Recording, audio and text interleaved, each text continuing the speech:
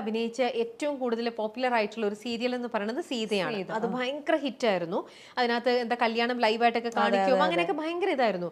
പക്ഷെ അതിന് ആ സീരിയലിന്റെ തന്നെ സെക്കൻഡ് വേർഷൻ സീത 2 വന്നു കഴിഞ്ഞപ്പോൾ ഈ സീതയുടെ ഫസ്റ്റ് വേർഷന്റെ പോലെ അത്ര അതങ്ങ് സെറ്റ് ആയി വന്നില്ല, അത്ര ഹിറ്റ് ആയില്ല. അതെന്താണോ തോന്നുന്നത്? ഓൾറെഡി ആ സീരിയൽ ഒരു 6 വർഷം പോയ ഒരു സീരിയലാണ്. അപ്പോൾ നമ്മളൊരു സീരിയലില് ഒരു മെഗാ സീരിയലിൽ കാണിക്കാൻ പറ്റുന്ന എല്ലാം കാണിച്ചു, ഇനി ഒന്നും കാണിക്കാനില്ല. പിന്നെ സെക്കൻഡ് പാർട്ട് ചാനലിന്റെ പിന്നെ നമ്മളെല്ലാവരും വിചാരിച്ച് അങ്ങനെ ഡിസിഷൻ എടുത്തപ്പോൾ ചിലപ്പോൾ ചെയ്ത് നോക്കാം, എങ്ങാനും ഹിറ്റ് ആയാലോ എന്ന് വിചാരിച്ച് ചെയ്തതാണ്. അപ്പം ഒന്നും ചെയ്യാനില്ല. മറ്റേന്ന് പറഞ്ഞാൽ നമുക്കൊരു ഇതുണ്ടായിരുന്നു. ആദ്യം ഇഷ്ടം ഒരാൾ കൂടെ നടക്കുന്നു, അപ്പോൾ അയാൾക്ക് ഇഷ്ടമല്ല എന്ന് പറയണു, പിന്നെ അത് ഇഷ്ടമാണെന്ന് പറയണു, പിന്നെ കല്യാണം നടക്കുന്നു, കല്യാണം നടക്കാതിരിക്കുന്നു, മരിക്കുന്നു, മറിച്ച് ജീവിച്ചു വരുന്നു, അങ്ങനെ പല പല കാര്യങ്ങളുണ്ടായിരുന്നു. ആ സീരിയൽ തീരുമ്പോൾ ഞങ്ങൾ ഹാപ്പി എൻഡിങ് ആയിട്ടാണ് തീർന്നത്. ഭാര്യ ഭർത്താവ് കൊച്ച് ഒക്കെ ആയിട്ട് സുഖമായിട്ട് ലല്ലെല്ലാം പാടി തീർത്തതാണ്.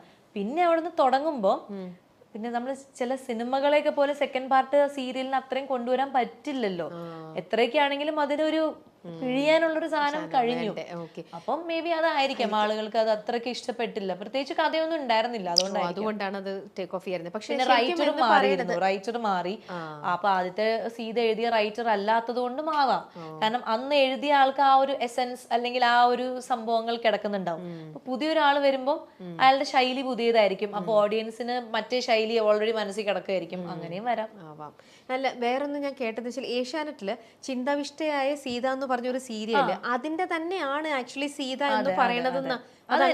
ഏഷ്യാനെറ്റ് ചിന്താവിഷ്ടയായ സീതയാണ് ചെയ്തത്.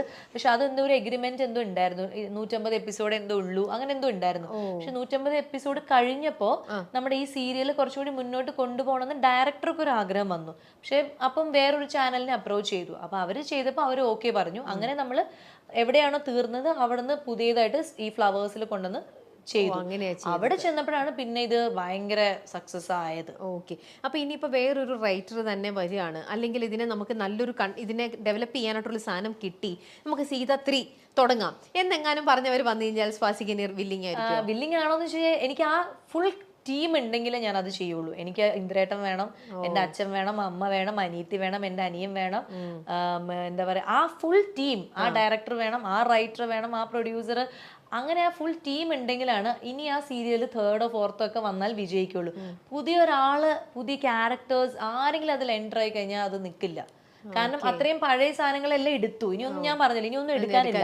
അപ്പൊ അതേ ആൾക്കാർ വന്നിട്ട് എന്തെങ്കിലും ചെയ്യുവാണെങ്കിൽ ചിലപ്പോ എന്നാലും ചാൻസ് ഇല്ല. ശരിക്കും ഇതിനകത്ത് നായകൻ എന്ന് പറയുന്നത് രാമനായിരുന്നില്ലേ? പിന്നെ അത് എന്തുകൊണ്ട് അത് ഇന്ദ്രനിലേക്ക് നായകൻ എന്നുള്ള ഒരു അല്ല അങ്ങനെ സ്വിച്ച് ചെയ്തത്? അത് സ്വിച്ച് ചെയ്തെന്ന് വെച്ചാൽ അത് കഥയുടെ ഒരു ഇത് പോക്ക് പോലെ. അത് കുറച്ച് കഴിഞ്ഞപ്പോ ഇങ്ങനെ ഒരു നായകൻ വില്ലൻ വഴക്കായിട്ട് പോയിക്കൊണ്ടിരിക്കുകയായിരുന്നു. അപ്പൊ ആ ഒരു ട്രയാങ്കിൾ ലവ് സ്റ്റോറീനെ വേറൊരു ഭാവം കൊടുക്കാം എന്ന് റൈറ്റർക്ക് തോന്നിയപ്പോ ഈ വില്ലനെ നല്ലവനായിട്ട് തന്നെ ഇരുന്നു. പിന്നെ അങ്ങനെ ഒരു ലവ് സ്റ്റോറി ആയി, പിന്നെ അത് കല്യാണമായി, അത് പ്രശ്നമായി. പിന്നെ രണ്ട് ഭാര്യ ഭർത്താവും വേറെ ജോഡികൾ, രണ്ടുപേർക്കും 2 സ്വഭാവമായിരിക്കും, രണ്ടുപേരുടെയും ലൈഫിന്റെ പെർസ്പെക്റ്റീവ് വേറെ ആയിരിക്കും. അപ്പൊ അങ്ങനെ കഥ പോയി. അപ്പം അങ്ങനെയൊക്കെ ഒരുവിധം എല്ലാം പോയി. അതെല്ലാം ആ റൈറ്ററിന് അപ്പൊ തോന്നിയതാണ്. ആൻഡ് ഒരു റൊമാൻറ്റിക് ട്രാക്ക് നമ്മുടെ മലയാളം സീരിയലിൽ ഉണ്ടായിരുന്നില്ല. നമ്മുടെ മലയാളം സീരിയലിൽ എപ്പോഴും എന്ന് പറഞ്ഞാൽ അങ്ങനെ തൊടുക അല്ലെങ്കിൽ ഉമ്മ വയ്ക്കുക അങ്ങനെയൊന്നും ഉണ്ടായിരുന്നില്ല.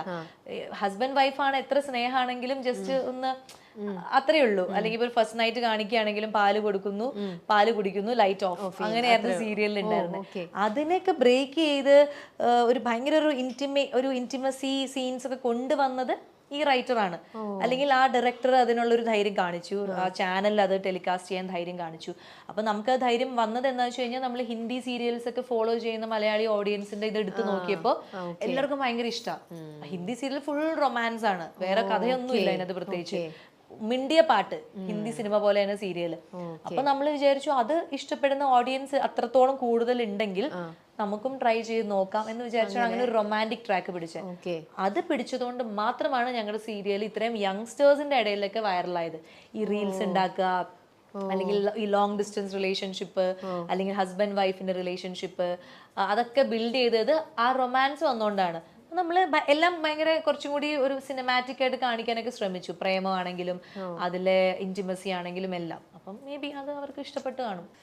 ഓക്കെ, അപ്പൊ നമ്മുടെ സ്വാസികയെ ഞങ്ങൾ ഇപ്പോൾ സ്വാസികയുടെ ഏറ്റവും നല്ലൊരു വിശേഷം എന്ന് പറയുന്നത് ഇപ്പൊ തിരക്ക് പിടിച്ച് വേറൊരു സിനിമ, ആ സിനിമയെ കുറിച്ച് കൂടെ പറഞ്ഞിട്ട് നമുക്ക് നമ്മുടെ ഇന്റർവ്യൂ വൈൻഡ് ചെയ്യാം. ആ സിനിമയെ കുറിച്ച് പറയുകയാണെങ്കിൽ സിനിമയ്ക്ക് പേര് ഒരു അന്വേഷണത്തിന്റെ തുടക്കം എന്നാണ്. അതൊരു ഇൻവെസ്റ്റിഗേഷൻ സ്റ്റോറിയാണ്. അപ്പം MA നിഷാദ്, അദ്ദേഹത്തിന്റെ ഫാദർ ഈ ക്രൈം ബ്രാഞ്ചിലൊക്കെ വർക്ക് ചെയ്ത ആളാണ്. അപ്പൊ അദ്ദേഹത്തിന്റെ ഒരു അച്ഛന്റെ കേസ് ഡയറിയിൽ നിന്ന് എടുത്ത ഒരു റിയൽ സ്റ്റോറിയാണ് ഇപ്പൊ നമ്മള് സിനിമയാക്കുന്നത്. അപ്പം നിഷാദ് തന്നെയാണ് ഇതിന്റെ സ്ക്രിപ്റ്റും കാര്യങ്ങളും. അപ്പം കൂടുതൽ പോലീസ് ഓഫീസേഴ്സുമായിട്ട് ഡിസ്കസ് ചെയ്തിട്ട് സ്ക്രിപ്റ്റും കാര്യങ്ങളൊക്കെ ഡെവലപ്പ് ചെയ്ത് അങ്ങനത്തെ ഒരു കുറ്റാന്വേഷണ അല്ലെങ്കിൽ അങ്ങനെ ഒരു ഇൻവെസ്റ്റിഗേഷൻ സ്റ്റോറിയാണ് ഒരു അന്വേഷണത്തിന് തുടക്കം. അപ്പം ഞാൻ, ഷൈൻ ടോം, ദുർഗ, ശിവദ, പിന്നെ മഞ്ജു പിള്ള, കുറെ പേരുണ്ട്, ബൈജു ചേട്ടൻ, അലക്സാണ്ടർ പ്രശാന്ത്, ഷഹീൻ സിദ്ദിഖ്. അപ്പൊ എന്റെ എന്ന് പറഞ്ഞാൽ ഈ ക്രൈം ബ്രാഞ്ച് ഓഫീസേഴ്സിൽ ഞങ്ങൾ കുറച്ച് പേരുണ്ട്. അപ്പം ഞാനും SP ആണ്. അപ്പം ഈ കേസ് അന്വേഷണത്തിന്റെ ഭാഗമായിട്ടുള്ള ഞങ്ങളുടെ, അതായത് ഇന്നൊരു ഇപ്പം സപ്പോസ് ഇപ്പോൾ കോട്ടയത്തെ ആ ക്രൈം ബ്രാഞ്ചിന്റെ ഡ്യൂട്ടി, അവർക്ക് ഉണ്ടാവുന്ന ഫെയിലിയർ, അതിൽ നിന്നുള്ള സക്സസ്, അവരുടെ ആ കേസ് അന്വേഷിക്കുന്ന രീതി, അതെല്ലാം കാണിക്കുന്ന ഒരു റിയൽ ആയിട്ടുള്ള ഒരു ഇൻവെസ്റ്റിഗേഷൻ സ്റ്റോറിയാണ്. വലിയ താരനിരയുള്ള അല്ലെങ്കിൽ ഒത്തിരി ആർട്ടിസ്റ്റ് ഉള്ള ഒരു സിനിമയാണ്. ഷൂട്ടിങ്ങിന് തുടങ്ങിയിട്ടേ ഉള്ളൂ, ഒരു 10 ദിവസമൊക്കെ ആയിട്ടുള്ളൂ. ഇനിയുമുണ്ട് കുറേ ദിവസങ്ങൾ. അപ്പൊ നമുക്കിനി വീണ്ടും ഈ സിനിമ എത്രയും പെട്ടെന്ന് ഇതെല്ലാം റെഡിയായി ഇതിന്റെ കാര്യങ്ങളെല്ലാം കഴിഞ്ഞ് റിലീസിനായിട്ട് നിങ്ങൾ പ്രൊമോഷന് വരുമ്പോൾ എല്ലാ ആർട്ടിസ്റ്റുകളുമായിട്ട് എല്ലാ ആർട്ടിസ്റ്റുകളുമായിട്ട് നമുക്ക് അപ്പോൾ ഇനി നമുക്ക് വീണ്ടും കാണാം കേട്ടോ. അപ്പൊ എല്ലാവിധ ആശംസകളും നേരുന്നു. രാത്രി ഒരുപാട് ലേറ്റ് ആയെന്ന് അറിയാം, എന്നാലും ഇത്രയും നേരം നമ്മുടെ കൂടെ ഭയങ്കര ഫുൾ സപ്പോർട്ടീവ് ആയിട്ട് തന്നെ സ്വാസിക സഹകരിച്ചു. And all the best. Thank you so much. അപ്പോൾ കാണാം കേട്ടോ. പ്രേമിന് ഞങ്ങളുടെ ലവ്, ഞങ്ങളുടെ അന്വേഷണം പറയാം. പ്രേമിന് പ്രേമം കൊടുക്കുക ഞങ്ങളുടെ വകയും കൂടെ. ഓക്കെ അമ്മ, ശരി, അപ്പൊ കാണാം.